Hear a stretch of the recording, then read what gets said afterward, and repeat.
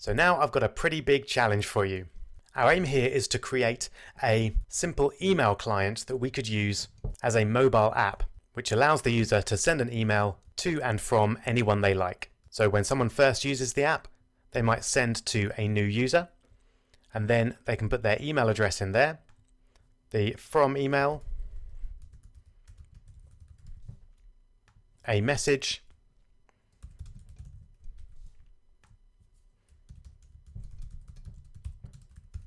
nice and simple, and then when they click send, that links via Ajax to a PHP script, which then sends the email for them and returns true, and the app interprets this as a successful send. It also knows if, for example, there is no to field, that the email couldn't be sent.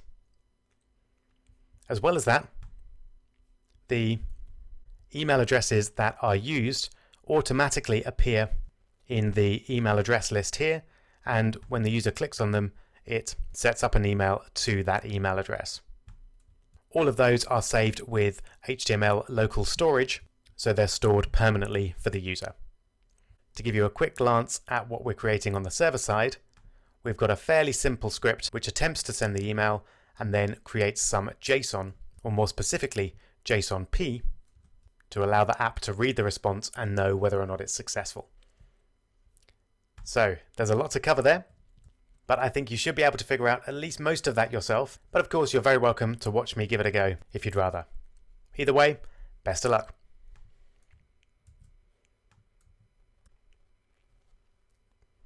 All right, I hope that went well. I'm going to start with the HTML side of the app and build up our user interface first, and then we'll create our PHP API when we're done. So I'm just going to Command Z all the way back to the app.js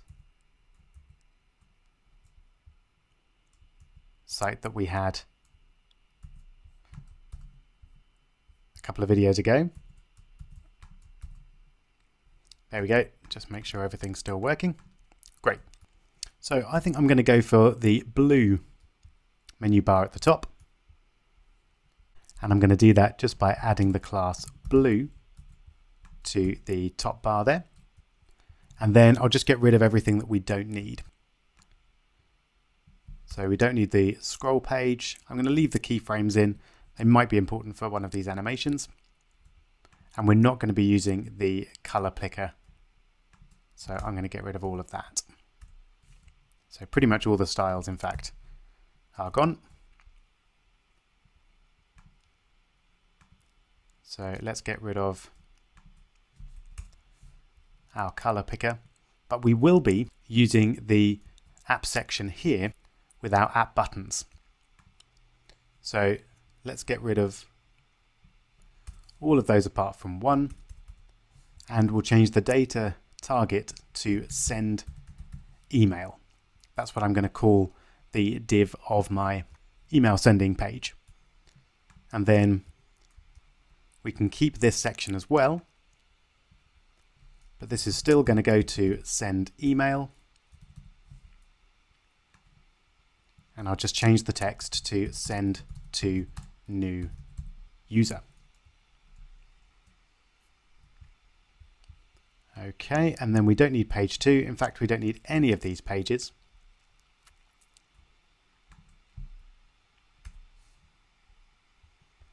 And we don't need this code either.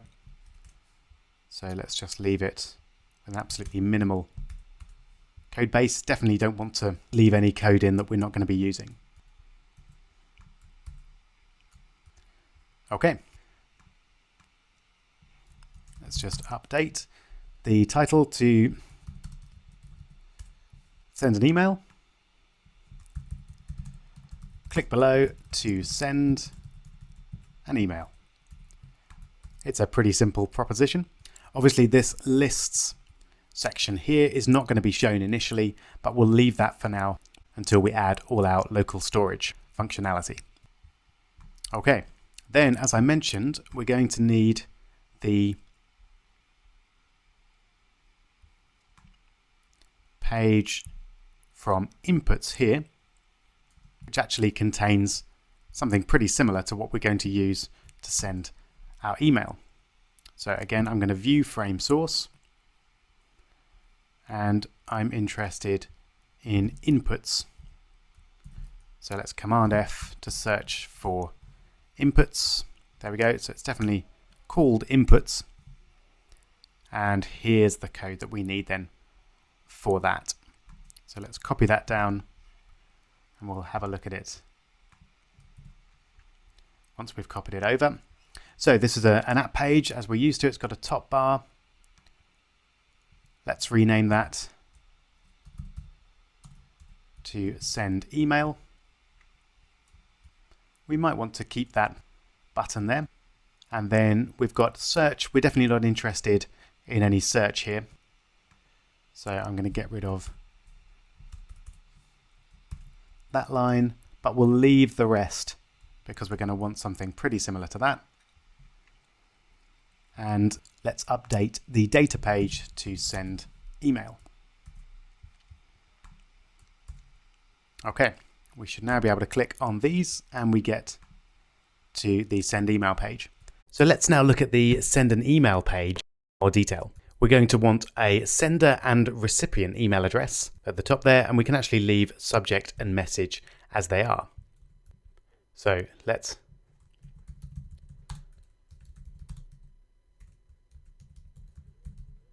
call that sender email address, and we'll give it an ID of sender email.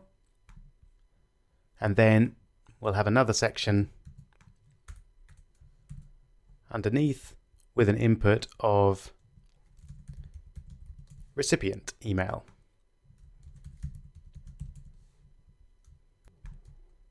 Okay, let's take a look. Great. So the first time the user runs the app, none of these will be pre-filled in. But once the user has sent an email, we want these to be saved. So let's add our code to do that. This is going to be in the send email page. So I'm going to copy the app controller code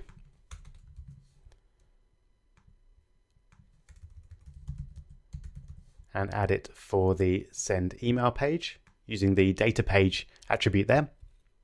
And I want my code to happen when the send button is pressed. So let's first give this send button an ID.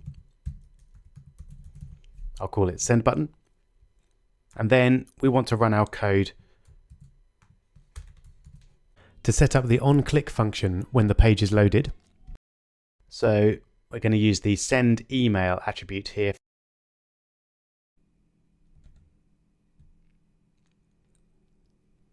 There we go. And as always, we take things one step at a time and just do a quick alert to make sure it's working. There we go. Hello. And then we want to do something if it's clicked. Now, we've seen some code from that down here somewhere. Here we go. So it's a little bit different to what we're used to, but I think it's fairly easily transferable.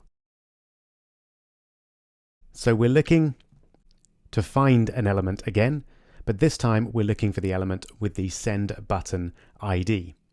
We're making it clickable, and then when it's click, we're running some code. And again, we'll just do a quick alert to make sure that the onClick method is all set up correctly. All right, let's give it a go.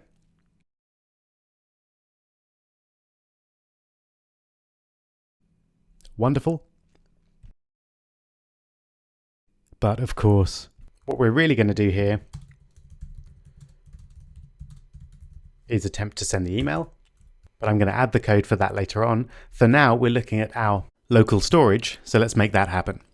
So let's start off by checking to see if local storage is available. So we look at type of and local storage, and we want to check that that's not undefined.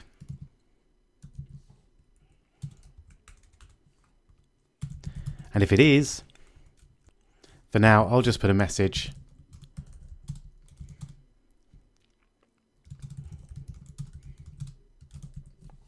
and saying that we'll alert the user that we couldn't save the data. It won't cause a problem with the email sending, it just will mean that we won't save their email addresses, etc. And then over here, we'll start off by saving the sender email address. Now that's nice and easy because there's only one of them.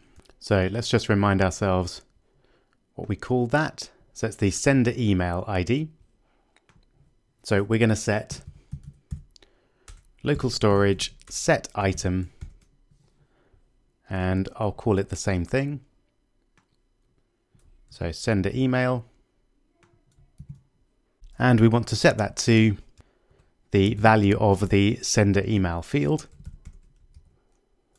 So sender email again and .val. Now, before we move on to saving the recipient email address, I'm just going to check that that's all working.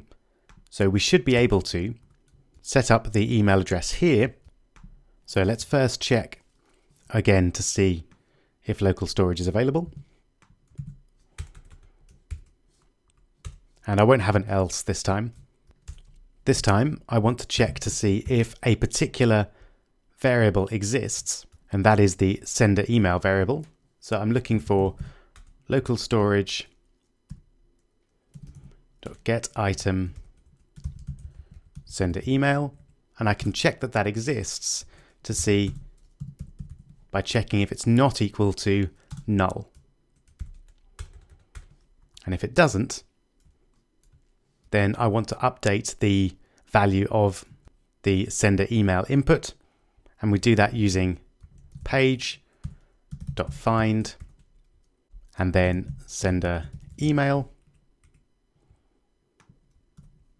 with a hash for ID, and we want to set the value of that to local storage get item sender email. So all of that should have the effect of, when we save our local storage data, when the user clicks send, we then load up the page again and we should see the sender email address populated there. So let's give this a go.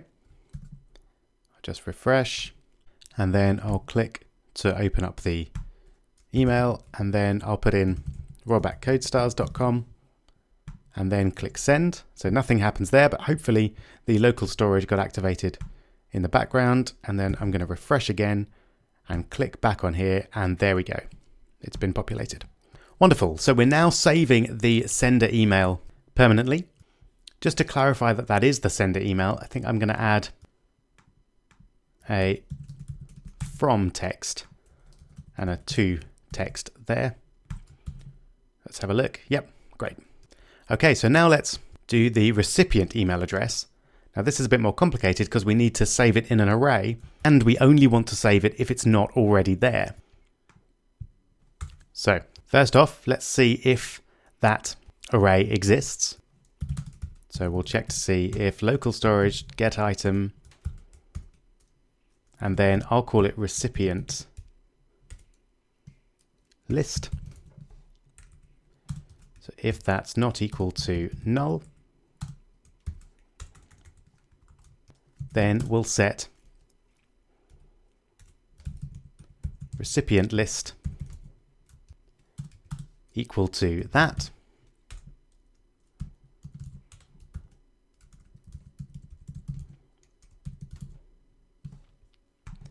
In fact, what I think I'll do is I'll set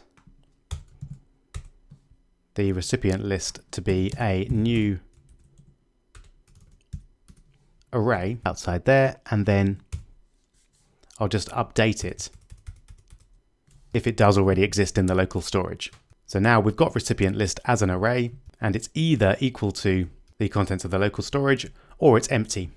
So now we want to see if the recipient email address is in the array. That's the sort of thing there's probably a jQuery function for. So let's have a look. Check to see if in array, something like that. Oh, look at that, in array. Perfect. So let's jump down for an example. So we've got in array, and then we're looking for the item there in the array there. Okay, so let's do our check.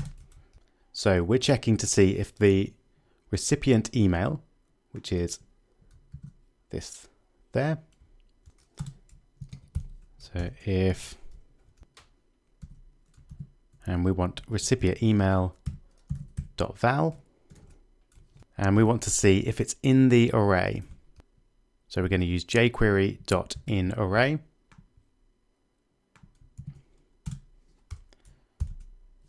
And we're checking to see if that value is in the array recipient list.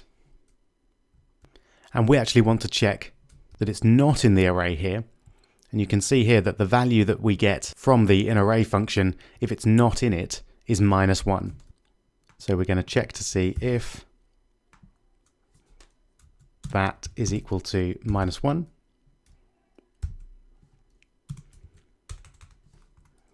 And because I've written quite a lot of code so far, I'm going to do a check at this point that we're still working and nothing's gone too horribly wrong. So let's just put something in there. And we've got a small problem there. I think it's because we're using jQuery here, which was what the example had on our test up here, but actually the standard for using jQuery functions is the $. So let's try using that instead. There we go. It could be that Zepto doesn't support using jQuery and $. So if it's not in the array, we want to add it to the array. Hopefully you remember how to do this. We use recipient list dot push, and then the thing that we want to add. So that is, of course, recipient email dot val. And what I'm going to do next is just log to the console recipient list, just to make sure that this is happening. So for now, I'm just going to put 1 and 2, and then inspect, and let's have a look. We should see that we've got an array, and yep, it's saving each one, but it's not saving recipient list each time. That's not a problem. That just means we need to save it to local storage. So remember, this is an array, so to save it, we're going to have to convert it to JSON because we can only store strings in local storage. So we'll use local storage.set item. The item that we want to set is recipient list, and the value that we want to set it to is JSON stringify and the recipient list array. And similarly, when we get it back, we're going to need to convert it from a JSON string to an array, and we can do that using json.parse, as we saw in the previous video. So now it should not only save the latest one, but save all of them. So let's save number 1. There we go, that's looking good. Now let's save number 2. Great, we've got 1 and 2. Number 5. Brilliant. So that's saving very nicely. One small thing I'd like to do while we're here is to put them into alphabetical order, so that the user's not looking down the big list of email addresses trying to find the right one. So let's see if we can find a way to do that. And we've got a few options here, but JavaScript array sort seems pretty perfect for us. So let's apply that here. So recipient list dot sort. Okay, so let's refresh, and then I'll put in the number 4 in my recipient list, and there we go. So not only has it added number 4, but it's put it in the right place as well. Just try number 3. Brilliant. Okay, so that's looking good. I do just want to get rid of those numbers so that we can replace them with email addresses. So I can do that just by commenting out this line once, and then refreshing. And I'm going to put myfriend@example.com. There we go. And that's reset the array. So if I now bring that back in and refresh the page, my other friend at example2.com, and then save that, we've then got the 2 email addresses saved. Wonderful. So we're almost finished on the front end side. The only thing I want to add at this point is for the user's email contacts to be listed here. So let's remind ourselves where that is. It's up here. So it's in app section. Let's give this an ID of contact list. And then what we're going to want to do is when this page is loaded, want to check to see if the user has any contacts, and if so, make them appear there. So we're going to be doing that on the home page here. So once again, we want to check to see if local storage is available, which we do that way. And then we'll also check to see if local storage get item, and what we're looking for is the recipient list.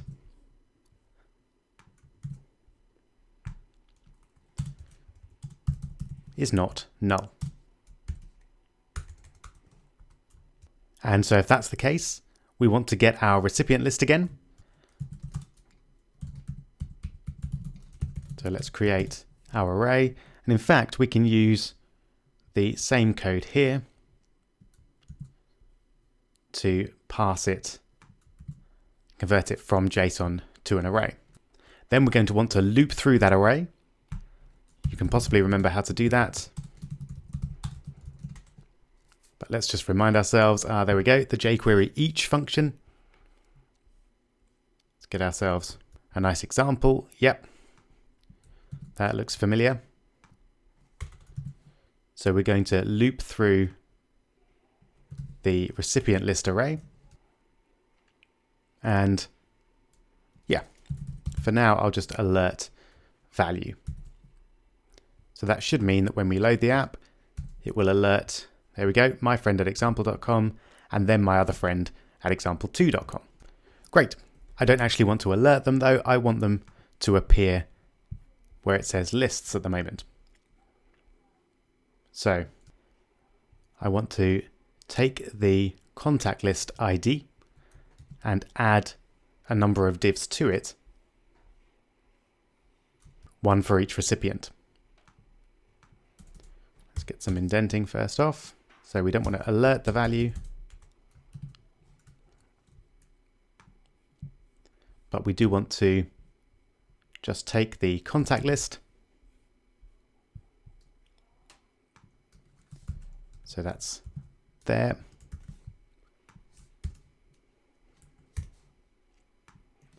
And we want to append to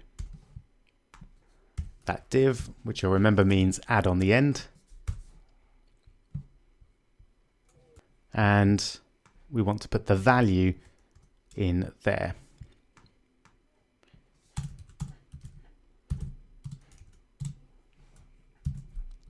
All right, let's take a look. And something's gone wrong there. I think it's because we're doing this the old-fashioned way. And we actually need to search the page with app.js. So we look in page and then find, and that's where we put our ID. So contact list. So just as we did it there. Let's try that again. There we go. Wonderful. And I'm just going to add in a little bit of code which hides the contact list if there's no contacts in it. So if the recipient list is empty, then we'll find the contact list in the same way and hide it. And just in case we need to, we'll show it there as well, because it might be that it's hidden and then we go back to it and we'll need to show it in that case. Great. So now back here, if we click on one of those, and at the moment nothing happens when we click those, And that's because when they were added in this way, the code attached to the data target field wasn't activated. So we're going to have to do that ourselves. And essentially we want to do two things when one of these buttons is pressed. We want to jump to the send email page, and we want to set the active email, the active recipient email that is, to whichever one has been tapped. So jumping to another page is not something we've seen how to do yet. So let's see if we can find it somewhere in the docs for app.js. Let's have a look. So we're familiar with that. Things to note, we're pretty familiar with. Pages, this is where we are. Aha! This code looks very promising. So that loads the page home. Wonderful. That's exactly what we need. So let's add a new class to these links. We don't need the data target attribute anymore. So if we just add a class of redirect, and then once we've finished this process, we'll add our redirect function to those links. So we're going to need to look in the page again and find anything with a class of redirect. And as we did down here, let's make it clickable and then on click.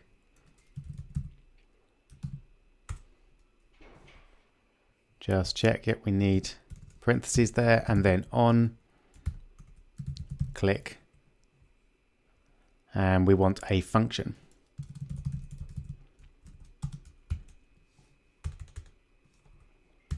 There we go. And I'll just put those on separate lines to keep things tidy. We usually have the dot at the beginning. There we go. So again, just to check that everything's connected, we'll just have a quick alert.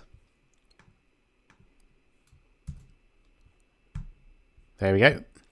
Things are looking good. So we want to do two things. Remember, we want to redirect. So app load home. Let's do that bit first, because that's the bit that we're a little unfamiliar with. And we want to redirect to the send email page. So let's have a look first off. Wonderful. And then the second thing we're going to do is use local storage to save the email address so that we can access it again on the send email page and put it there in the recipient email address. So let's use local storage, set item, and I'll call it recipient email. And we want to set that equal to the value of this div, which we should be able to get using this and then HTML. So that will give us the HTML of the div that was clicked, which is the email address that we want.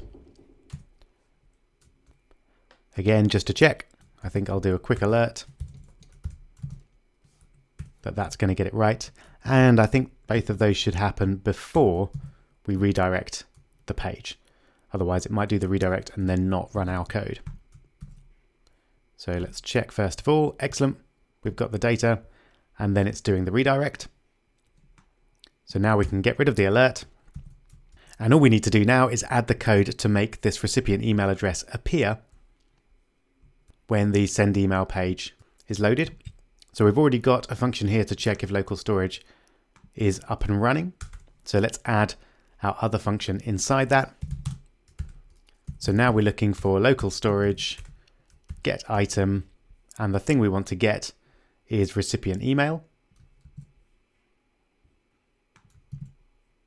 So let's check to see if that is not null. And if it's not, then we want to update the recipient email address. So we'll use page again to access the page and then find to find our recipient email, which I think is just recipient email, but let's just check. There we go, recipient email, yep. And then we want to set the value to local storage, get item, recipient, email. Brilliant. So now, that's already worked. Wonderful. When the user clicks on one of these, it will save recipient email in local storage, and then if that exists, when we send an email, then it will update that other page. Wonderful. Just one tiny thing to fix. If we click send to new user now, then that will still remember the recipient email saved previously, which is not the behavior we want. So when the new user button is clicked, we need to remove the recipient email variable from local storage. So let's add an ID to that. I'll call it new user. And then we want to add some code for it. I'll do that once again inside the if local storage is defined if statement. So again, we want page find, and then I've forgotten already what I called it. New user. Very sensible.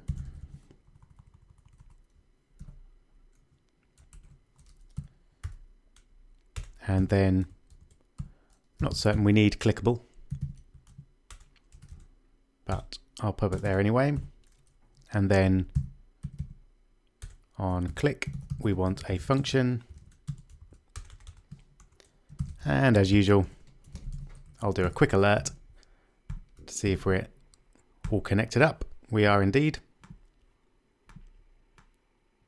And then ideally we want to remove that item from local storage, which is not something we've done before. So let's see if we can figure out a way to do it. Local storage, remove item. Aha, storage.remove item. That looks so perfect. I don't think we even need to click on it. And in fact, we've got the example in the second result there. So local storage.remove item. So let's try that. Remove item. And then the key is recipient email. And we do only want to do that if it exists. So we should do a quick check really. So if local storage dot get item recipient email is not equal to null,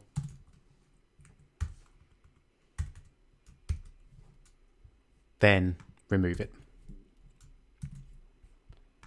Okay, so let's just check now. If we click send to new user, and that didn't quite work, and that's because the code to remove the item here is actually happening after the redirect takes place. So if we click done and then send to new user again, then we do have a blank email address here. So in order to stop that from happening, there's, as is often the case, a number of ways of doing it, but the way I'm going to fix it is to remove this data target from the app button class and then do the redirect manually. And so we'll check to see if we need to remove the item and remove it if we need to. And either way, we want to app.load the send email page. And this will just make sure that the item gets removed before the email page is loaded. So let's take a look. So now we've got it in the to field, and then we send to new user, and the to field is blank. So now our front end is working pretty much as we want it to. We've got our local storage saving our users' contact email addresses in vertical order, and they can click to send to one of those, or they can send to a new user. And either way, whatever email address they used last time is going to appear in the from field. So we're looking good. Now it's just the small matter of actually sending the email. And then of course, feeding back to our code here that the email has been sent. So to do that, we're going to need to use some PHP. We can't send email using JavaScript, but we can using a server-side language. So I've gone back over to FireFTP, and I'm going to create a new directory, which is going to be 9 mobile apps. And I'll create a new file within that called sendemail.php. So I'm then going to use Command O or Control O in Windows to open that up in brackets. And then let's just do a quick save to make sure that we've got it open, and then find it online. So it's going to be completewebdevelopercourse.com/content/9-mobile-apps/sendemail.php. Of course, your URL is going to be different depending on your domain name. Okay, so we've got two challenges here. One, we need to receive the data from the app to tell us who to send the email to, who to send it from, and what the subject and message should be. And then we need to report back to the app to say whether or not the sending was successful. So we're going to be using Ajax within the app, and we'll need to return our data in JSON format so that it can be read across domains. So let's set up our mail function first. I think we can lose the app.js tabs, and I'm just going to do a quick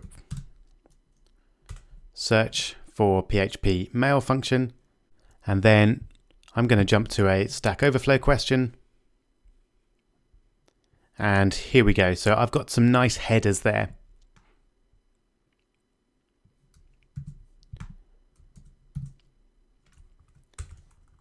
So usually getting the code from the web will save us a fair bit of time and get some accurate headers hopefully as well. So I'm going to be passing these as get variables. So we'll have 2 for 2, subject for subject,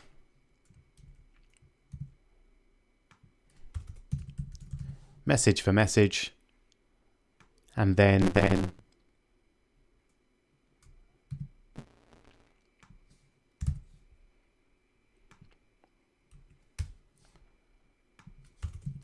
we'll be using from for from as well. There we go. So now I should be able to do a little test. I'm actually going to change that to an echo. So we'll see hopefully a 1 when this has been successful. So 2, I'll use rob at robpercival.co.uk, and from, I'll use rob at completewebdevelopercourse.com. And note, when you're testing, your emails are less likely to be seen as spam if you use a from address which matches the domain name. So do that if you can. So that will help with testing. If it doesn't appear in your inbox, then spam filtering could be the problem. And then we'll have subject. It's just going to be test, and message. This is a test. All right, so we've got a 1. That's a good sign. And just to show that it doesn't send absolutely anything, get rid of the sender email address and then reload the page. Then we don't have a 1 there. Okay. So that now seems to be working. So all that remains on the server side of things is to outlook JSON-P so that we can read it using Ajax in our app. Again, that's something we haven't done before. So let's see how we do it. Here we go. How do I create JSON-P? That looks pretty perfect. Have a scroll down. And here we go. So we create a callback parameter in the get variable, then return that as part of our JSON. So let's copy this code over. So this is what we need, but we need to create our JSON first, and we'll do that from an array. So let's set up a result array, and we'll have result success equal to the output of the mail function, which will either be true or false, depending on whether it was successful or not. And then instead of using the data variable here, we'll use JSON encode result. And we've used the JSON encode function before, but it creates JSON from an array. Okay, so let's just have a quick look and see what that returns. So nothing at the moment because I haven't put the callback in there.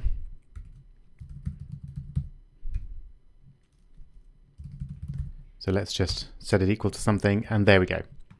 Response, and then our JSON.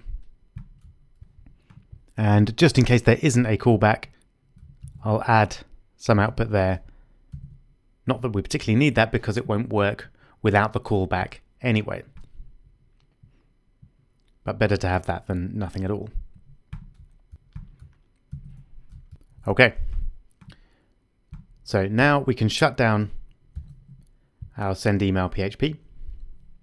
And I'm going to put our code for the moment in the send email page. So as always, before I do anything, I'm just going to do a quick alert to make sure we're all connected up. And then I'm actually going to jump over to the Zepto page to get some code to work with for Ajax, just in case it's in any way different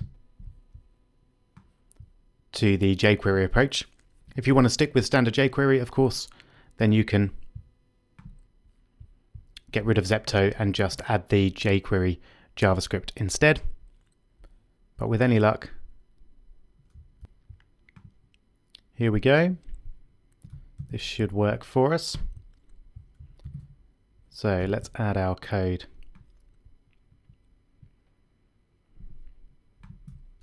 There, so we're used to the Ajax and get. The URL will start off just being this complete URL here with the callback in there. We'll leave the data as is for now. And then we should get a success field in the JSON. So we should be able to get that by just alerting data.success. And the final thing to check before we run this is to change from JSON to JSON-P. Now let's save that and refresh, and then there we go. We've got a false response, which is great. So next we need to send the correct variables to our script. So rather than just name is zepto.js, we need to send to, from, subject, and content. And I'm going to do that as just fixed variables for the moment. So I'll send it to rob@robpercival.co.uk. I'll send it from rob@completewebdevelopercourse.com. I'll set the subject to be test and the content to be just this is a test. Okay, so now when we run that, we should get a true response. There we go. Brilliant. So things are looking good. Let's then update our code so that we send the user's values of from, to, subject, and content rather than these fixed ones. So if you remember, those are stored up here. So we've already got an ID for sender email and recipient email. So let's just add in an ID for subject and also for content. And now we can refer to those down here. So the to variable is going to be recipient email dot val, and then I'll just copy that, and the from variable is going to be sender email dot val. Subject is going to be subject dot val, and content will be content dot val. All right, let's just run that again, make sure we're still getting a true response. And there we go. Actually, yes, that's correct. We're getting a false response because we don't have a recipient email address in there at the moment. So that's what we would expect. Okay, so now I'm going to move this string to send the email down to where it should be, so on this clickable link, i.e. when the send button is clicked. So let's take a look. Let's add an email address in here and a subject and a message, and then send. And there we go. We get our true response. All right, so we're very, very close now. It's just a matter of having a more friendly response to the user than alerting true or false. So we're going to do that in the usual way. We'll have an app section div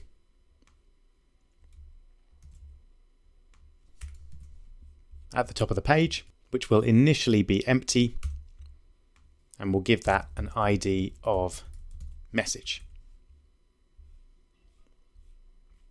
And notice that we do see a little bit of that div, so let's hide it when the page is loaded.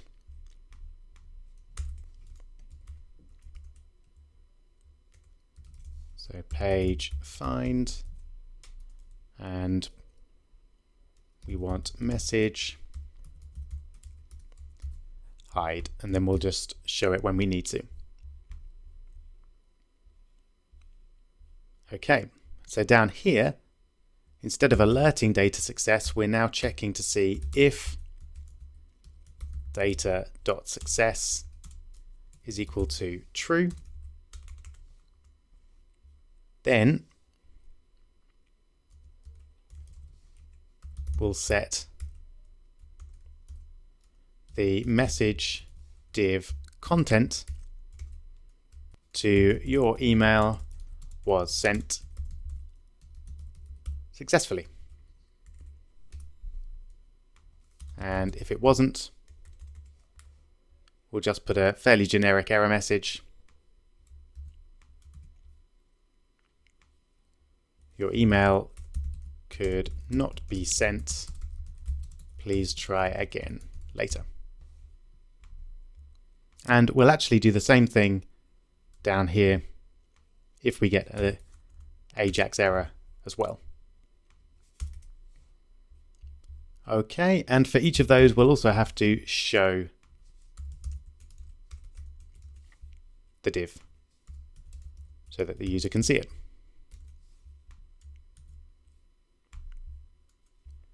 All right, so let's take a look. I'm actually going to go back and let's send to that example. Hi, how are you? And then send. Your email was sent successfully. Fantastic. So that's actually as far as I'm going to go with this app. Well done for following all the way through. I hope you did manage to do a fair bit of it yourself.